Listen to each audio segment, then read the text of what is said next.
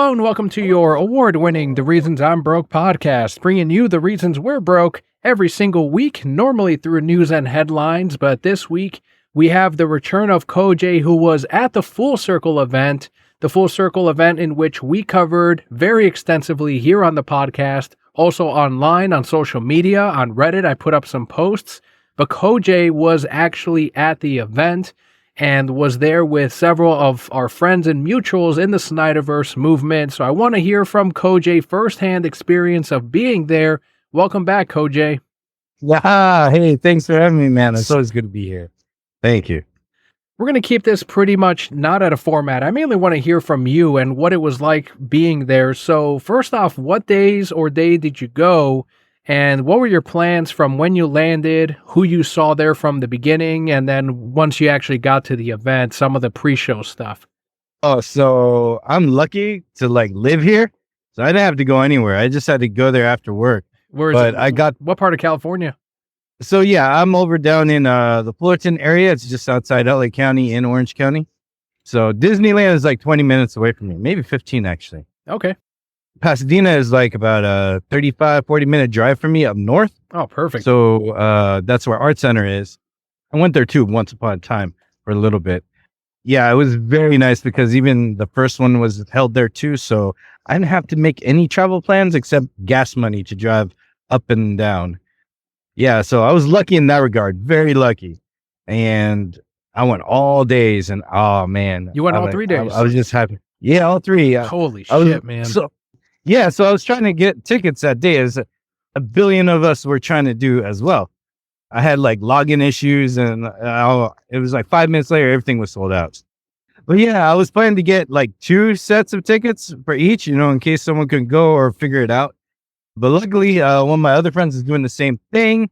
And I was on the list of friends to, he was going to ask to go. And I said yes. So then I was lucky to go all 3, thanks to him. That's awesome. I heard about the tickets being sold out in 5 minutes. Like Scott on Discord, he's another host on here on Lazy Gaming Guys. He was giving me shit about not going. He's like, you haven't, because I was giving him a hard time about how he's not going to go see the Mario movie, but he went to go see Shang-Chi. And he was like, well, you didn't go see the Snyder Cut in IMAX, and it was available. And I'm like, the tickets sold out in 5 minutes. He's like, well, I guess you just didn't want them that bad. You could have bought them. You could have gone in there. Like, man, he got me. Oh yeah, that was a tough buy. I don't know how ticketers do it. It's crazy. They've got to have bots because they do the same shit with concerts. Yeah, it has to be bots. I don't have bots even for the movement. I didn't have bots. I used my family. I was like, hey, you guys want to tweet or buy a shirt? Mm-hmm. Yeah, I was really lucky and blessed to go because man, all night after night after night, it's like feeling it in theatrical form. It just feels right, and you see how they connect, and it just makes each film better. I think it was meant to be seen in a theater. Well, especially the Snyder Cut, when they kept going on about how Zach was saying that it's meant to be seen in IMAX, and only like a percentage of a percent have seen that movie as it was meant to be seen on IMAX. He was like, before this screening, it was less than 40 people that had seen it.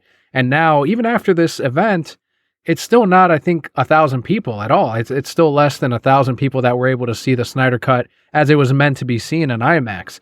So as you were saying, it sounds like it all just fit in a lot better, presented a lot better in the 2 theaters, because they did 2 nights at the school and 1 at Universal IMAX, right? Because the school didn't have IMAX, so I think that's why they really needed the studio permission and help from Warner Brothers to have it on such a public place, because it was at Universal City Walk. It's this outdoor mall outlet that's right next to and part of Universal Studios theme park. And I really wanted to go to Mario Land in between, but I didn't have time. I have to make that trip another time. It was worth it because that theater, it's not the biggest, but it's big enough. And the details of Snyder Cut seen on IMAX just makes sense because it's film frame is just set for IMAX. The 4-hour movie set for the IMAX aspect ratio, and just, we're fans of Zach. We know how immersive and how rich his world is. You really feel like you're there. It's borderline roller coaster vibe, but it's just very immersive, and that's like the maximum way to get the full enjoyment out of it, I love it. Not to throw shade at Marvel, but Throw some of shade at those Marvel. it doesn't Fuck really 'em. need. All right, it just doesn't feel like it needs to be in a big theater. You know, like you could experience watching it on your phone. Because, in my opinion, of those films, they're so committee made that there's no depth of field. There's no attention to the even the sets. Even like a lot of it's very flat. I get a flat vibe from it a lot. You know, Nolan, directors that take time with their films. There's a nice depth of field in the framing, the story, the movement. Snyder Cut delivers all fronts for like IMAX scene, and you feel it in the first frames. You know, when Bruce Wayne is going through the snow, you know, about to meet up with Shy and find Aquaman. Like those shots, you feel like, I don't know, you are the drone. It's very, very nice. Oh, just from beginning to end, right there. I know that the movie got a lot of flack when it first released over the aspect ratio, and I like many other people, just forget, that it's ever in that format, because you're watching it, you get more of the picture. That's what we kept pointing out to people, is that because it's in widescreen, it doesn't mean that you're getting the full picture. In fact, it's better this way. And then now when you get it on that bigger format in IMAX, it sounds like what you were saying is that you get to feel the size of those scenes play out, the scope of the weight of what it means when Superman is fighting the Justice League, or what you were saying when Bruce Wayne is riding on his horse, or when we get the nightmare sequences, the giant screen, the giant images, or that little tiny dark side that's at Wonder Woman's funeral. You probably see that like a lot clearer on the big screen. I can only imagine. I mean, you're the one who was able to go, and it sounds like it ended up being not just a cinematic experience, but also you almost become immersed in it, right? Is what you're trying to say? Oh, definitely, because like you were saying, you're able to see Darkseid, when he walks down at Wonder Woman's funeral. Like you could actually see all the details, even more so on like Steppenwolf's armor. You can see more of the details. You just even the texture, even in the actor's skin. What I like about Man of Steel and BVS is that they have that real world grit. Like you go outside. I'm pretty sure we talked about this before in your channel. You go outside, you look at walls or concrete buildings. It's not clean. N64 video game. Matte painting. You see cracks, you see holes. Different colors of the rock. There's detail. There's that grit. It's not like super clean, like a sitcom or something. And in Snyder Cut, when you see it in IMAX, you see all those details that are in Man of Steel and BVS. So it really feels part of all three films, even though the format changes, because Man of Steel is my favorite format, that widescreen one. And BVS remastered bounces between widescreen and the IMAX one. So it's almost like it's setting you up for a third one. Third one's all the IMAX ratio. Even though the format changes, you really feel that each film has that same tone and real world grit, and I would say drama, not dark, but drama that, we're really big fans of. I don't know. I feel like aspect ratio, if you look at it on a smaller screen, it kind of looks a little flattened out. I think that's just because it's not big enough for it. Well, I hope that one day more people can experience the Snyder Cut in IMAX. I hope this is he can take the sales and present him like, hey, look, there's potential here to have a limited release, whatever it may be. Before we go into what the Q&A were and what it was like sitting in front of the filmmakers and everyone involved in the production of all of these amazing films, when you were able to connect with people there, I mentioned earlier that we have a lot of mutuals and friends in the movement.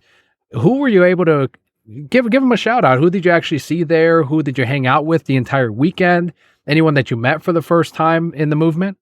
Ooh, that's a big question. There's a lot of people, because it's cool. Because all right, it felt like a high school or family reunion that you want to go to.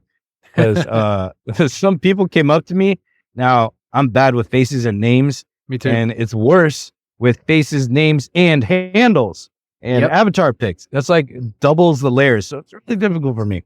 So I ran into some people that came up to me, or I noticed just in passing by, we just started talking. It's like, hey, no way. Oh, what's your handle? Or, and then we just talk and chop it up. And I go on my phone later when I have time. I'm like, it's just really cool. And then you see them the next day, because some people were there for 1 day or 2 days. and a few of us had all days, and it was really nice to see everybody. I saw JJ, that black kid, that's his handle. He's really cool. Everyone's really cool. I saw Avar Stunts. He's a cool kid on Twitter. These are people I haven't met before. The icing on the cake, it was really the friends I've connected with the most. Like, man, I wish you were there, dog. You would have had a blast. But my boy Ben W, Gio Torres, yes, Hamad Al Mansouri, oh yeah, Jeff Purdy, Andy Nasco. He couldn't go to it, but he drove up just to hang out with us because he's down south in San Diego. So it's like a 4-hour drive for him. This is 3 hours when I have to go down there to see him. Our boy Andre came out. I saw another guy, Dylan, and by handles, I don't know. I forget the handles. But after a while, I just know the people. But what's cool is that Hamad and me and Ben W and the rest of the guys, you know, they see pictures of us. Oh, Will Rollins, the legend right there. Oh, nice. Yeah.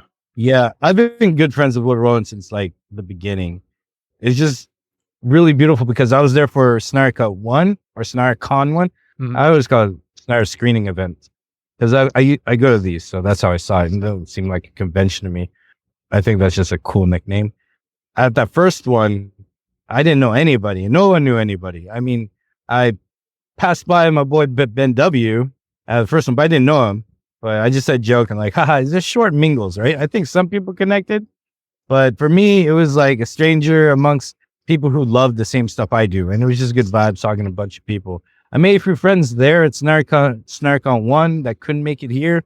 So that kind of broke my heart. I wish I could have seen them again. But since then, and then the whole movement, 4 years fighting for this, you know, you come across making friends.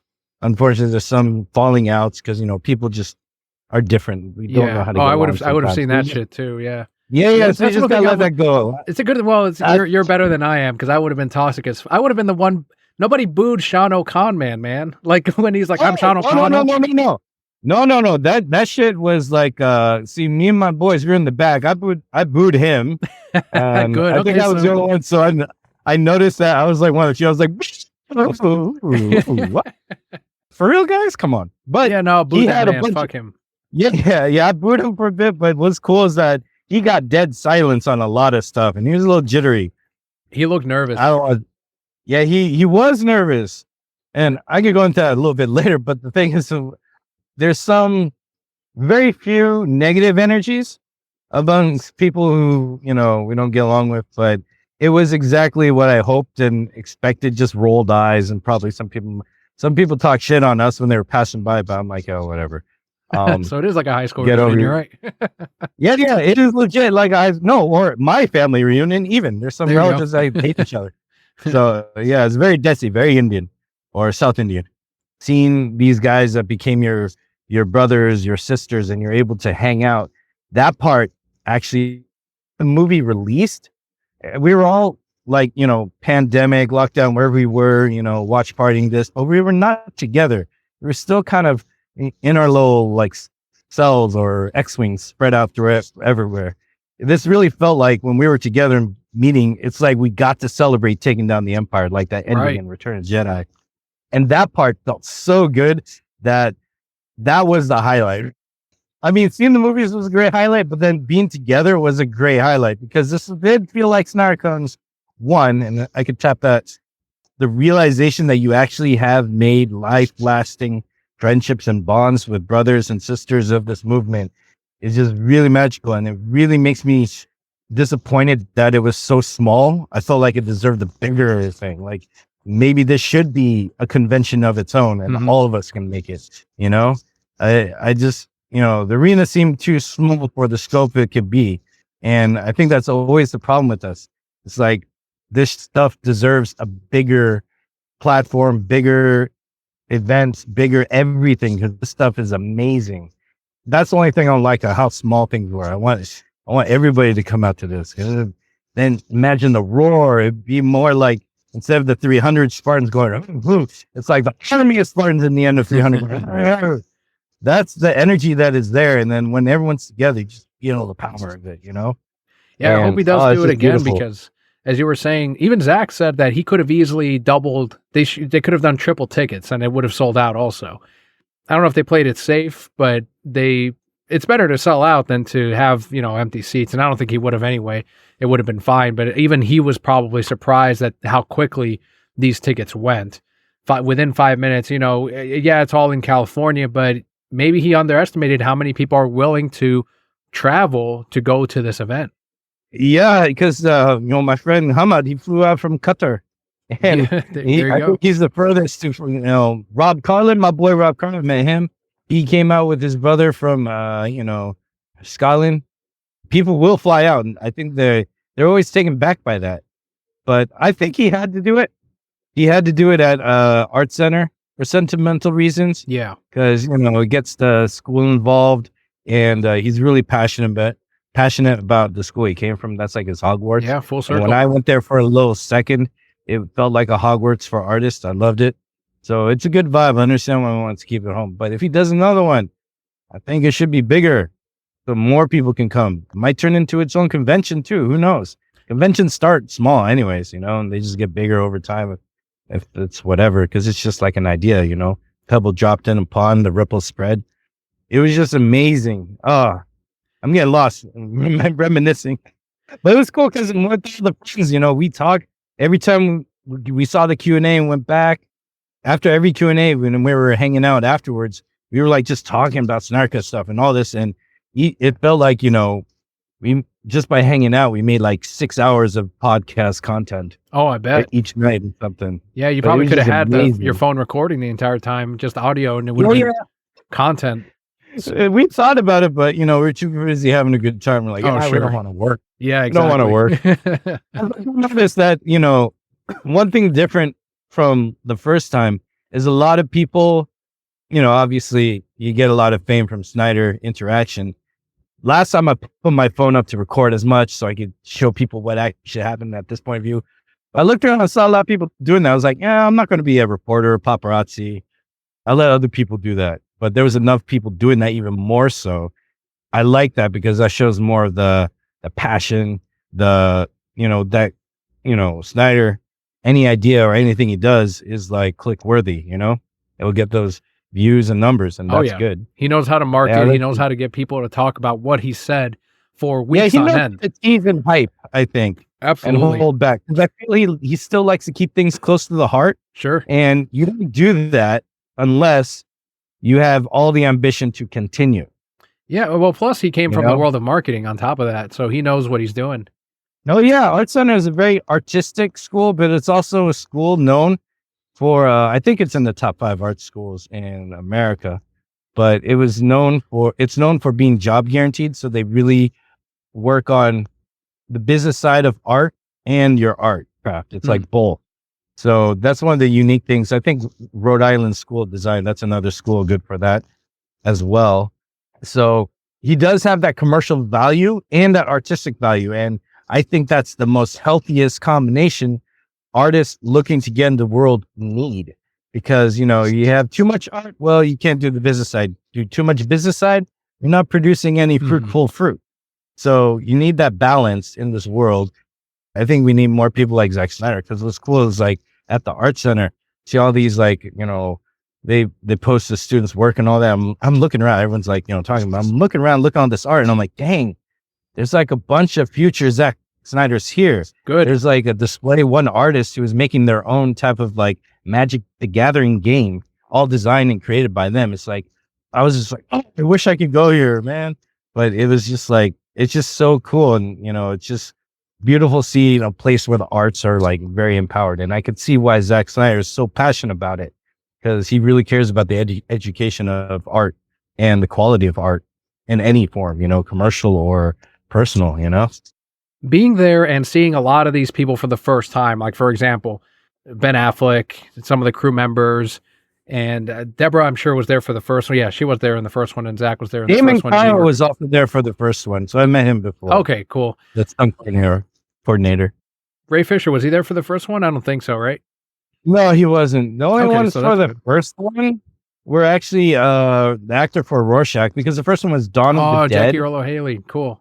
Yeah, and he was amazing.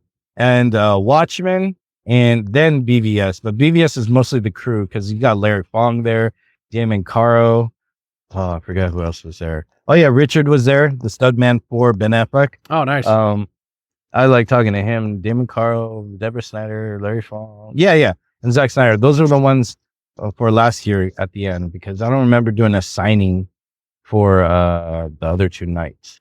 Well, I do want to ask about the signing, but first, the actual Q&A itself, with a lot of people, I don't know, what I saw from this Q&A and from previous ones, and even from podcast interviews that Zach has done with people on YouTube and online, is that it seems like some of the questions were curated, or there were some people ahead of time that knew there were. Did you get that same vibe that they knew who they were going to pick for some of the questions? Because it seemed like no one asked the questions that the obvious stuff, right? And I don't know if you were confirm or deny that. Was anyone told don't ask if there's going to be more movies in the future? Because it seemed like everyone was either afraid to ask it or they were told not to.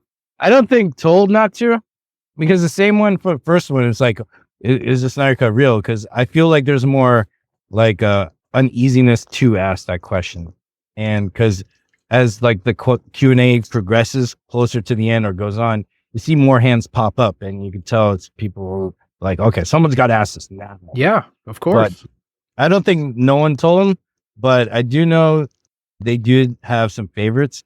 They picked this one, Lady Genevieve. I don't know how she does it. Or Lady Genevieve, sorry. She gets to ask a question every night. But she's like, she's hungry for it. She gets to ask her question every night. It's usually in the beginning. She's got her style. She's very professional. She sits in the right area to make eye contact, and boom. Zach's like, yeah, that's good. Well, why not? Yeah, I have a feeling some of them know like ahead of time, yeah, we're going to pick you. Yeah, maybe there's something going on there. I don't know. I was never that lucky. I just couldn't ask any questions the third night. I was already losing my voice. So if they asked me, I'd be like, it's not going to work. So, well, what question did you want to see? Because I'm sure like everyone else online, we were all like, why is anyone asking about that? Why aren't we straight up asking certain questions? Like Ben Affleck being in the history lesson. Is that Ben? Can you confirm that it is? Is that Batman going back in time after the Omega Beam? Like all of these other things. I'm glad we got the the Kryptonian answered with the open pod, which was great, but they had to bring it up almost. That feels like, yeah, someone asked, but like DJ had to prod Zach and say, why don't we just tell them the answer type of thing. I got that vibe too. Because also I think the audience is mixed. So we have people who are there for, what they want to advertise or ask, which is fair. And then some kid, then no offense to the kid, brave as all, but there's a certain time you just do not say, hey, I just want to give you my resume and all that. Like he's fucking Kevin Smith or something. Oh no, it's just no. Bless their hearts for being brave, but it's very kind of thirsty move to do that. There's some do's and don'ts you just don't do when you try and put yourself out there, in my opinion and limited experience. And then there's some people who I think were new fans or something, not being all judgy or anything. I don't mean that as an insult. I remember Ray Porter, who was on Snyder Cut Night. He said, hey, do we got a question for DJ or the editing and all that? How about you? And it's like, hey, my question's for Zach. It's like, oh, yeah, show me. But, that kid like went up close and it's like, oh, I'm so close to you now. Then you got like borderline, oh, this is like a Beatles fan, the people just run and mob the Beatles or something. So if it was a mixed crowd, I think that's why. I think everyone's just on different like ideas, or they're coming from different places of where they're asking their questions. Because I remember BVS night, there was an asking about, would you like it on Netflix or other things? And he's like, yeah, of course. And then I think Snyder Cut Night, there was another one where they asked about a continuous story on other media. And he's like, yeah, of course. To me, that's great, but I just feel like we should know by now Zach really wants a continuous story. As long as he has the keys to the kingdoms. Ever since announcement, everyone asks him, hey, what would you do if they say, would you want to green light your movies, or would you want to continue? He's always saying, yes, I want to continue. Yes, I want to continue. Yeah, and these fucking idiots keep saying shit like, he's moved on, guys. How come you haven't? It's like, he hasn't. He's open to doing more. And this is why they keep asking him. I think it's there because it's that confusing narrative, I think, slows down the real questions on, like, he's always ready to do it. And he's always said, if you listen to the man, he's ready to go. And for me, as a fan of his work, that's confirmation enough that he wants to do it and he's ready to go. And the fact that he's still teasing all his story, he's not telling us so much. And there's so much lore. Now we're getting B-sides of what he could have done rather than what he has set up for us. Mm-hmm. He's still saving it. You say that stuff when you have no hopes of continuing your story. Exactly. He did say by some miracle because I think he's been nice, but he definitely wants to continue. He's always said it since 2020. And I'm like, just listen to the man, But I get it. Some people want to be that person who asked the question, but that the question, I think, changes between person to person. And I think that's what answers your question of why all the questions are so different, Because now Zach is so popular, he's got so many different types of fans, new fans, old fans, fans who want to continue, fans who want like some access, or fans who just want to be close to the dude, So it's just a real mix, and I think that's why like the Snyder Cut night, it was a big mix of different kinds of questions and different types of fans all together. Well, there was also the largest number of people, which, as I heard on a different show, it kind of brings down the quality of questions in a way. It's not going to be as focused, if that makes any sense. But because also it's harder to see the fans too, because on the big theater, it's not as well lit. Mm-hmm. In the smaller theater at the thing, everything's like you can see, the whites in my eyes, and I was sitting in the back for Man of Steel and BVS. I don't know. It's just hard. It is hard. Well, one of the things that he did say, as far as like Robin's death, for example, which we covered on here, and he kept it very, he's like, I don't want to spoil it in case by some miracle, as you were saying, let's wait and see. Don't you think? It's something like that is what he said. And then Ben Affleck was also either, I couldn't really tell as much from the video, but being there at the event, some people were saying that Ben was very closed off about sharing his Batman project, not in a way of like, I don't know, we'll see, but more in like he didn't want to talk about it. Like he was not wanting, like it was almost a painful thing for him to revisit. Did you get that vibe from Ben when they were asking him questions about his Batman film? Like he almost didn't want that question? Yeah, I got that vibe too, because all right, Zach and Ben are both directors and storytellers, and Ben was going to contribute to this Snyderverse from his end. He had a different journey, and he the whole justice stuff, with his alcoholism problem, that's a certain patch in the area in his life, I think, has more layers of different kinds of pain with, losing that project. So I feel that there is parts of that, but it was hard to read Ben. He just felt uncomfortable about the whole thing. I think we could analyze it as many ways of why, but one thing's for sure is he didn't create a great story. I got that vibe. And he was having some sadness about the continuation or not continuation of it.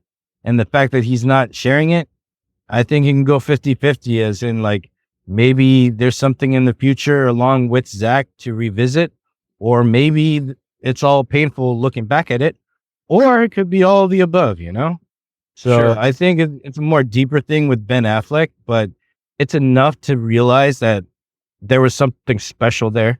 And I personally hope it's not gone, because he didn't really give people much of anything to get hype of. Yeah, if there's any hope for that one, if there's any hope for that one, I think it rides on Zack Snyder continuing Justice League 2 and 3. Because then I think that's the only ray of hope he could do it again, You had mentioned earlier that everyone kind of has like their question. What was your question that you were hoping to ask, or that you would hope that someone asked at the event, any of the nights? Man, my question got semi-robbed from me from the host of Man of Steel night. So I was playing my perfect question, because I've got a million for Zach that I would like to sit down and talk to him anyway. So I was like, all right, I'll pick one good one. My one was regarding, I was going to ask him like, all right, when you make Man of Steel, when you were making Man of Steel, how much of the world building do you include of the backstory and the story that's going to happen onwards? And how much of that changed when you got greenlit to do BVS? And what's it going to take for you to continue what you already have planned? But the guy who opened it up on freaking Man of Steel night, he opened up with talking about world building with Man of Steel. I was like, after rephrasing my question, I didn't know how to do it. I didn't get picked either. I never get picked.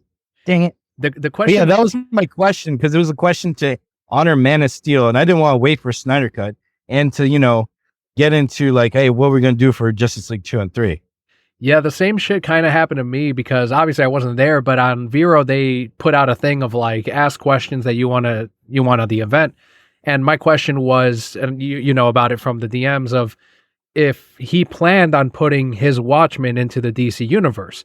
And someone asked that question sort of, but they said Doomsday Clock instead. And that's what fucked it all up, because what I was trying to find out is if he had the idea first, because then we could attribute to Jeff stealing it from him and making Doomsday Clock out of it. Okay, I believe that is true, because it's very specific that Zack Snyder honors the color blue for quantum powers with Dr. Manhattan and the Flash. The fact that that's like a golden rule in 2 DC stories that he told, that spells out connectivity, because Justice League 2 and 3, or Justice League 2, was written like and planned.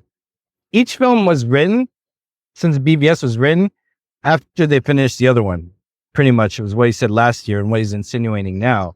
So you look at BVS, 2016, he's writing Snyderverse, that's how long ago he possibly may have, most likely, I'm laying the mistake, wanted like entertain an idea of like a Watchmen and a Justice League team up, because over the years of fighting for Snyder Cut, one thing I noticed is every time a tiny little idea or thing from Snyder's universe has been happening in either comics or CW or another film or even another franchise.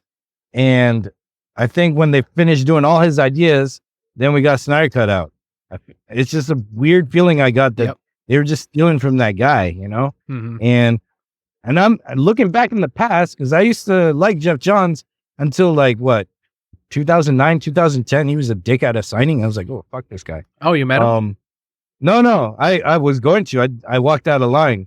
What happened is we were in line. It was somewhere in Anaheim. He was doing a signing, and some guy had a book that was not written by him or anything, and it was a Green Lantern one, and he wanted Jeff Johns to write on it. And for some reason, Jeff Johns said, no, I'll only write something I was involved with. You have to go back in line. So this kid bought a book, and then went back in line to wait for him.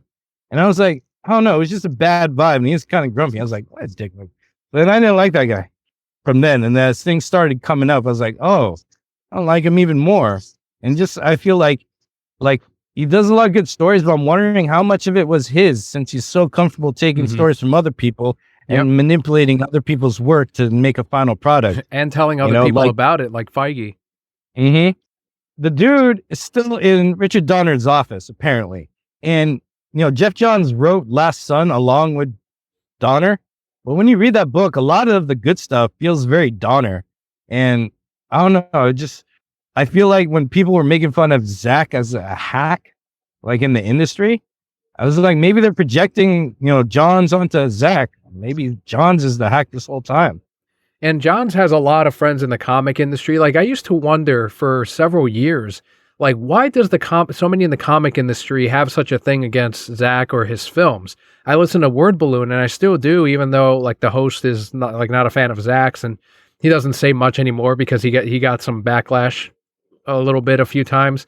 But any of the people that he gets on that are comic creators tend to say something against Zach and his films. And all of them happen to know fucking Jeff. So it's like people chose their sides, and now I understand. Yeah, there's definitely like a professional little rift, and it's not the first one, but I just feel like with the boom of success of comic book characters, thanks to like the success of the movies in general, and I am going to credit, the Marvel and Batmans who got us here really, and Blade. It's just this boom. I just feel like it's just uncomfortable getting behind certain companies or artists, because like Jeff Johns, because you're writing these stories of heroics and heroes, yet to fight your place and hold IP, people are being villains and vicious to each other. And it's very anti-thematic, very hypocritical. It makes me feel very uncomfortable. And I guess that's what happens. Like, I forgot what the saying is, but you're tested most at your lowest and your highest. Mm-hmm. When you have everything, what are you going to do? When you don't have everything, what are you going to do? And there's always a right and wrong choice to do. And the more of what we do, or the worst and best of what we do, defines us. And it's just kind of disheartening seeing that there's such vicious, selfish animosity, from these people who told these stories of these heroes that stand for the opposite. They stand for good and doing all these. It's just kind of jarring. Right. Or maybe I'm just getting old. No, all of it makes sense. Bringing it a little bit back to the Q&A. So after it was all done, obviously you and I were hoping for different questions, and I'm sure everyone was. But one, did you go to the signings for all 3 nights or whenever they held them? What did you get signed? And did you overhear or ask any questions while you were there? Okay, so here's a weird thing. There was signing only for one night. Gotcha. And some people came with stuff to sign on Man of Steel. But after that, it was just, hey, have a good day, blah, blah, blah. It was a good time, blah, blah. Zach is cool. He was approachable. He's walking around. You could meet him, talk to him. He's like very, very easy to talk to. Makes himself accessible. Just everyone's like there. So everyone kind of is respectful. No one's mobbing him. There's that. But the signing was on BVS night at Art Center, because that's the only time they could have it, where people could come in and, take a lot of time. I was in the last row or last of the line, and poor Zach and Deborah, actually, Zach looked more tired this time. Deborah was very high energy, but they gave everyone equal enough time to talk. Yeah, I heard good. that. So it was only BVS night. The line was like, at one point halfway through, it started to go a lot faster because they could tell that this was going to take forever. Yeah. That's usually what I get. It's like, question. I was like, oh, okay. So, but I had a great hard time with Zach and Deborah. It's funny. They both remembered me from last year. Nice. Maybe the mask makes it easier. Sure. I can understand that. But, because that's like my thing. Snyder Cut night, they could not, because they were just trying to get through the Q&A, because there was a showing for Super Mario, and Zach's like, oh, we got to get out of here for Mario. Right. So some people were lucky to get pictures with Chris Terrio or Ray Porter or Zack Snyder in between, during, and after, just walking around. That was the time to, say hi to him. But there's no signing, only except on BVS night. Okay. What would you get signed? All right. I'm weird. I don't like signatures. I don't like autographs. It's just, I don't know. I just think it's dumb to me. So only for me. I don't know. Yeah. So I just wanted to get a selfie with everybody. So I got selfies with them, and I was just talking to them. It was cool. Got to talk and pick up where we left off last time, which I found very emotional for me. I was like, oh, I'm going to take this with me. But yeah, I got selfies with them. All of my friends got their DVD signed or this and that. Yeah. And posters, it was really, yeah, that's really cool. That's fun. Yeah, so I just wanted to talk to him for a bit, because even when Patrick Tuppenup, I'm not good with his last name. Topoulos, thank you. One of my buddies gave me messaged me. He's like, hey, ask him about Spawn. I was like, oh yeah, he did do Spawn.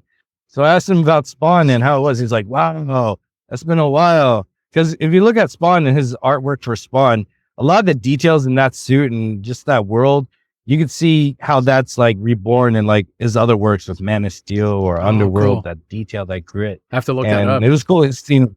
Yeah, it was cool seeing him get happy and talk about it.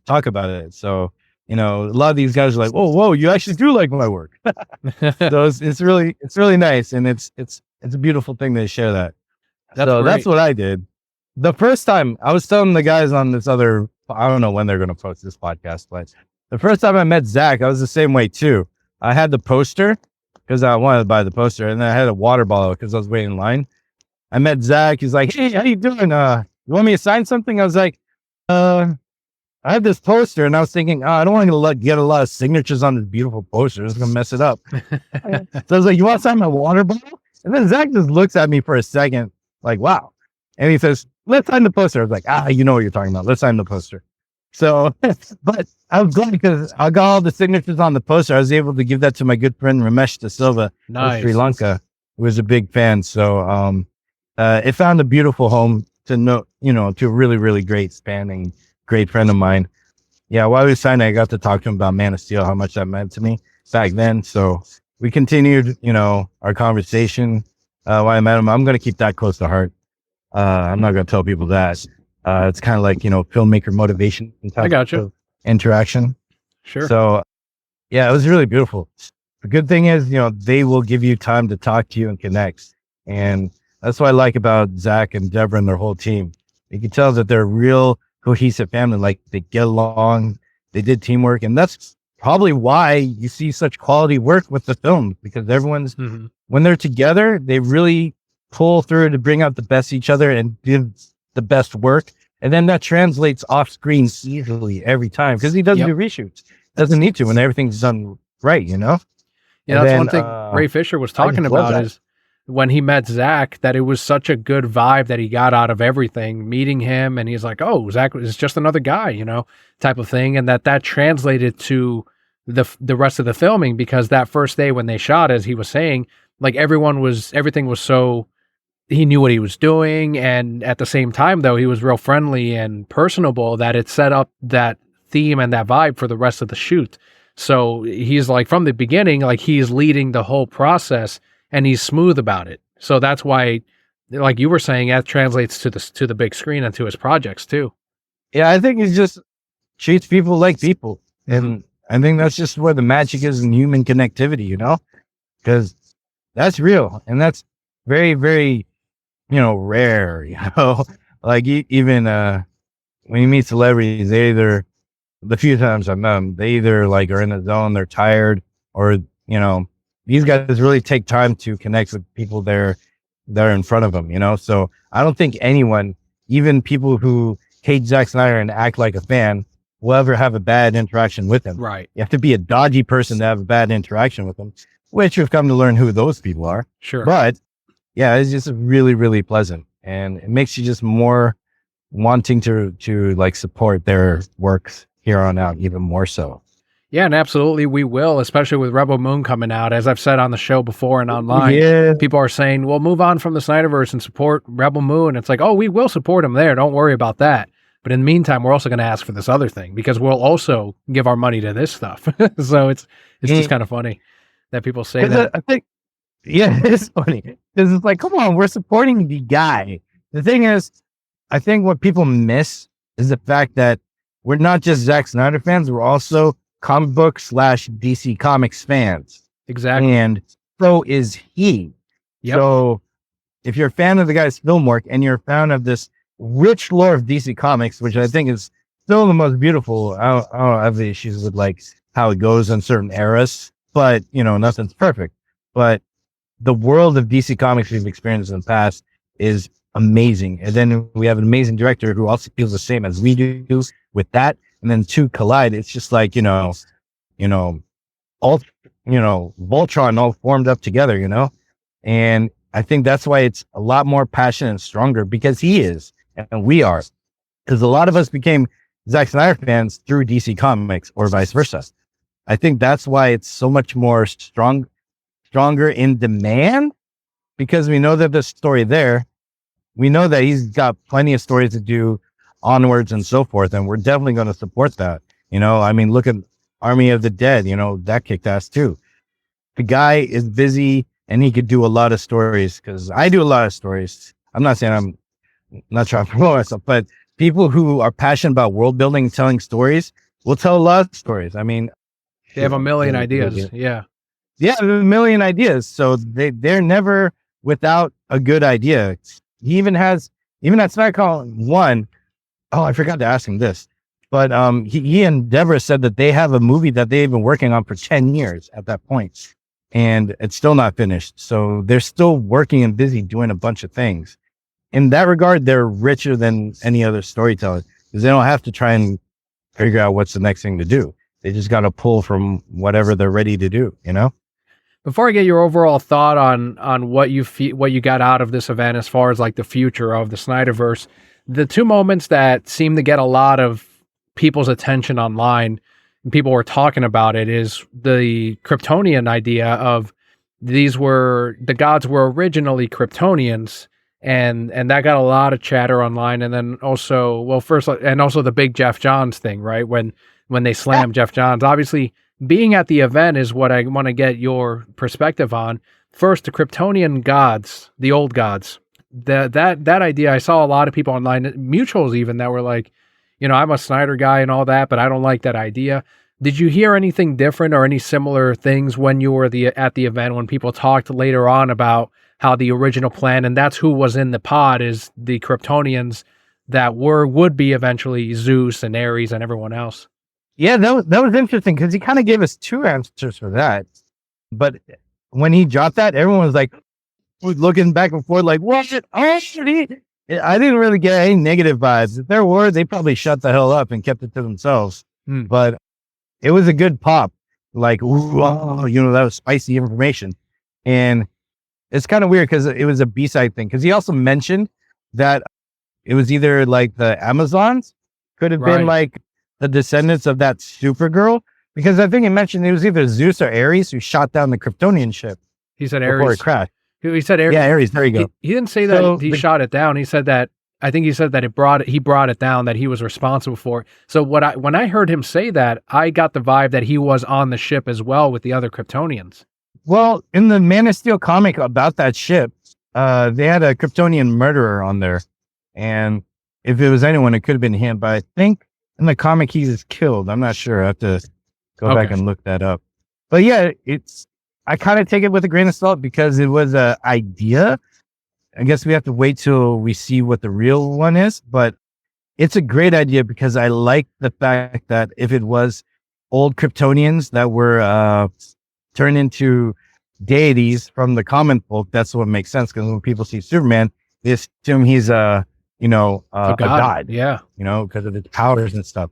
So, a lot of times when we as humans see something that we can't understand, we assume it's magic, exactly, or it's a hoax, or it's something crazy. I could see like people in the past probably doing that. And also, you gotta remember, Zack Snyder is huge on science. If there's a scientific reason why certain characters have like quote unquote magical abilities, that's just his way of telling it in his world. Because I keep reminding us, it's easy to remember this is his DC world, just like Bruce Timm has his DC world, and there's slight differences. Like Lois Lane is a redhead. That's the biggest sign that this is a different world. And the fact that there's a scientific reason, possibility of why the Greek gods were actually just metahumans is very fascinating to me. Because then you can play around with it like, oh, it was a billion gajillion years ago when dinosaurs roamed the earth. That means our sun was emitting a different light than it does today, which means different stars give Kryptonians different powers. Yeah, yeah, you could go all kinds of ways. You can play around with that. It's like, oh, that's.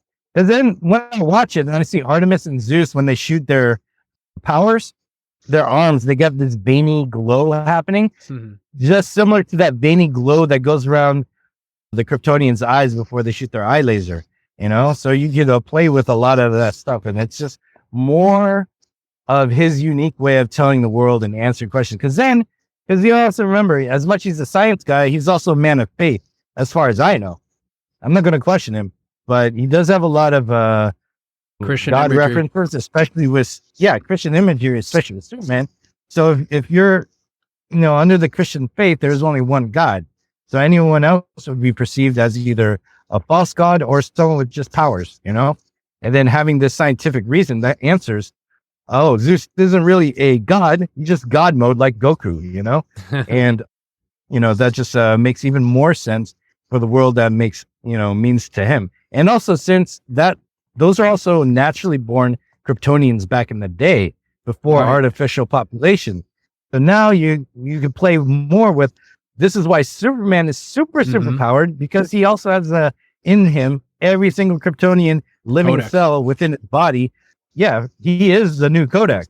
So for all we know, he gets even more power from the sun because of how he's genetically made up. So I remember there's a lot you can play with the lore.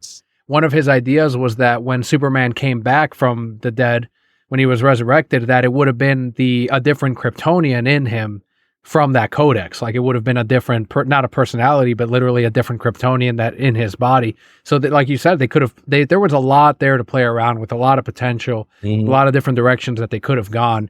I know one of the things too, I don't know if it was ever confirmed by Zach, and it was another question that I had hoped someone would have asked, is that there were supposedly, I heard that the history lesson had dialogue in it, that it wasn't narrated the whole time by Wonder Woman. And had you heard that same rumor as well? Because then that could I have heard led that rumor too. That could have led into that maybe the Kryptonian answer if he decided to still do that. I know he said it was a scrapped idea, but you know, you never know. Maybe it would have been worked in there in some way, or at least, or maybe even the Green Lantern, we would have gotten a little dialogue from him. Yo, I would have loved dialogue. Actually, I always thought that the opening of BBS was a flashback. Opening of Man of Steel technically was a flashback. Yep. So I always thought that Snyder Cut would open with that war scene in the beginning, and it would be a whole story of its own, just like the scene on Krypton and Man of Steel. Yes. But yeah, I got those vibes too, you know, because there's a lot of detail there. Being at the Jeff Johns drop, I mean, how good did that feel? Like, Zach obviously didn't say it, and a lot of people are like, Zach didn't say that. It's like, no, he didn't. And I don't know why they think that, but this was like the closest Zach's been to, aside from when he called that dude out on Twitter, of like him saying like, yeah, no to Jeff Johns. During that Doomsday Clock question. Like, how good did that fucking feel? That felt so good. Now, let me tell you this. I sat in the back row, so I got to witness it all with everybody. Someone asked that question, hey, are you interested in doing Doomsday Clock? And then I forgot, was it DJ or Snyder said, hey, who wrote that? And someone said Jeff Johns. And he's like, oh, definitely DJ. Not. Yeah. And he said, definitely not. Myself, and I want to say maybe 50% of the audience stood up and was like, oh, like we won the fucking Super Bowl, man. We were just, I was like, you're fist in the air, pumping her. And I've never heard any louder pop up to that point when that happened. I saw a few people sitting down, either they were new or maybe they were waiting for their Jeff Johns checks to clear. Yeah, honestly, that's the vibe I got. But yeah, Sean O'Connell was very uncomfortable. Oh yeah, he was, and he was like, "Let's end it on something more positive."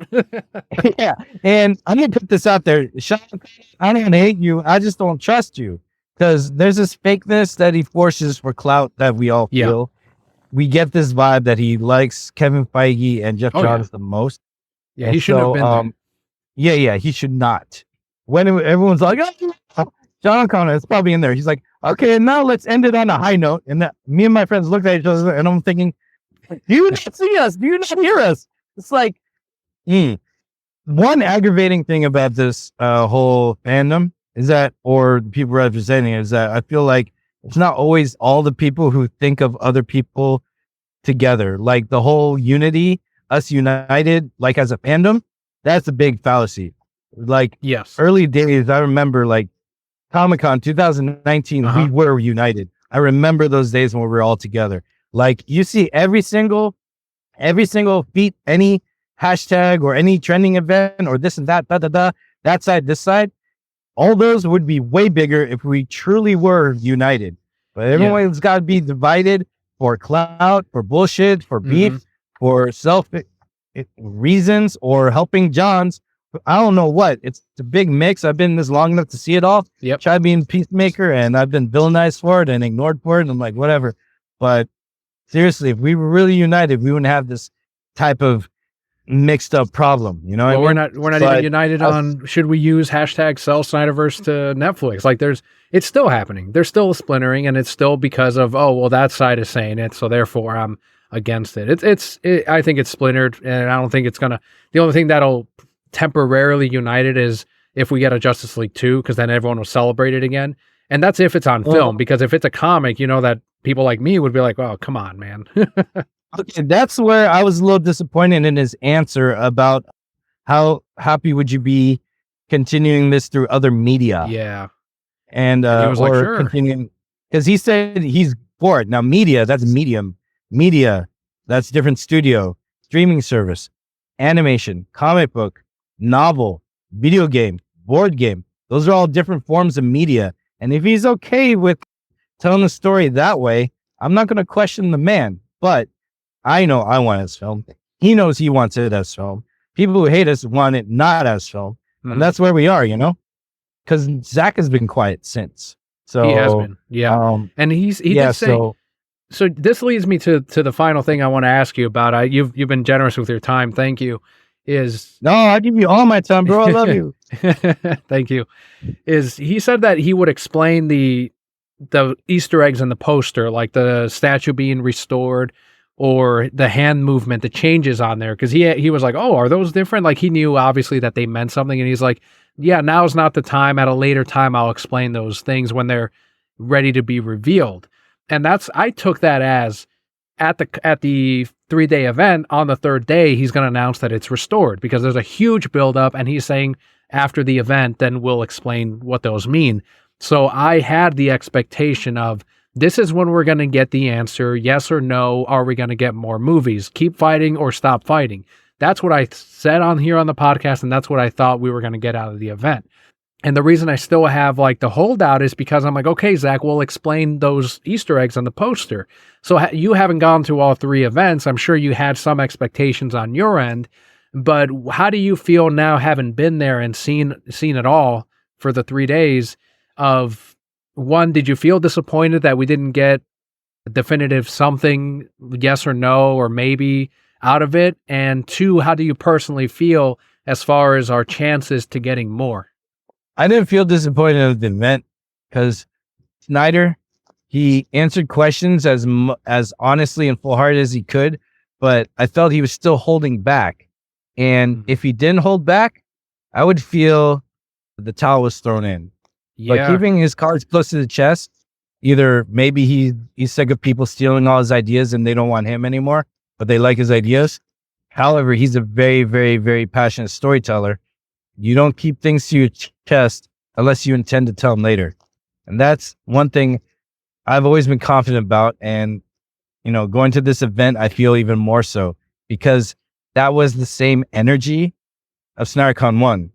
Now, I don't know how many people remember that one and this one, or had the pleasure of doing both, but the energy of that one matched this one, except there was just more love from fans, more they could show us. This event was bigger than last one, and the same vibe there, because there's this ambiguity: is the Snyder Cut real? No. Now it's like, is there hope for it to continue? But that answer never really went to fruition for him to answer back. Yeah. But the same confidence and energy of continuing his story and having so much to tell was the same as SnyderCon 1. And that goal was, after that, we were all trying to get the Snyder Cut out. That happened. I can't just looking at the pattern, I feel it's the same way, because I just felt that there was more energy from the crowd and him here. If this is his goodbye tour, he would have given us a lot more answers. A lot more Easter eggs. It reminds me of not. He kept a lot close to the chest. The first time he talked about how Darkseid kills Lois, and Deb had to like cut him off. Like, all right, that's it. And that energy I got was like, oh, he probably won't. He feels like he won't tell that story, so why not just give it to you, type of thing. That's what I got out of the first that one answer that he gave away years ago. But this time, like you were saying, it was different, where he's like, yeah, here's the answers to what could have been or what might have been, but I'm not going to talk about B-sides. Yeah, I'm not going to talk about what the Joker exactly did to Robin, that kind of stuff. Exactly. He gave us a bunch of B-sides. I was like, hey, when's that album coming out with the rest of the tracks? So I thought that was interesting. And even repeated answers that he gave last SnyderCon, with like the Flash going into 2 different options to go back in time. And he even gave a B-side to Flash saying, the baby is yours. I debate a lot with my homies about that, but I feel like Bruce impregnating Lois Lane on a moment of sorrow, who knows, a comfort, I feel like that's a B-side. And he shared a B-side of that, I feel. Yeah, and he totally shared a B-side of that.